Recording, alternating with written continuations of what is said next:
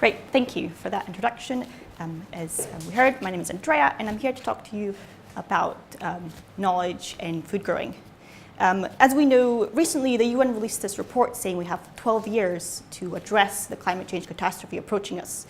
And we are encouraged as individuals and consumers to take small steps in our consumption to eat more locally, more seasonally, and to reduce the amount of meat that we're eating. But people aren't really following through, and that is partially because of policy and structural constraints like financial issues, but also because ethical consumption involves time, effort, and a complex knowledge about what to eat and how to do it. But at the same time, we're seeing an increase in organizations in the community. They are facilitating knowledge and understanding about food and environmental issues. And some of these are community gardens, where people come together and they grow food in the local community. They are underpinned by environmental and ethical values. So for me, I wanted to see, well, actually, how does the learning in these communities shape our understanding about food and the environment? And actually, does it get transferred outside of the garden into practical, real-life situations in food consumption?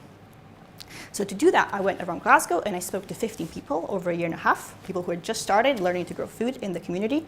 I observed their involvement in the garden, I interviewed them, I observed their shopping practices, and it actually emerged from the data that the embodied experience of being in the garden itself had a profound impact on the learning process. And that's what my slide is about, is that embodied learning amplified the social learning and the connection that was happening in the place. And people were able to understand and value food in a new way and develop new meanings and understandings about the environment by being involved in the process over time. When it came to the knowledge transfer, this happened on a spectrum. So on the lower end of the spectrum, people developed new meanings about food and the environment, and that was it. But some people took this outside the garden and into behaviors such as growing food at home or in their gardens. And some people developed more environmental behaviors overall in their practices. And the process was influenced by, first of all, whether they're already aware or committed to environmental values, whether they had the capabilities to include this new knowledge in their day-to-day life, and also how much they engage with others in the garden itself. Ultimately, my study has shown that actually the gardens do develop new knowledge and understanding about food.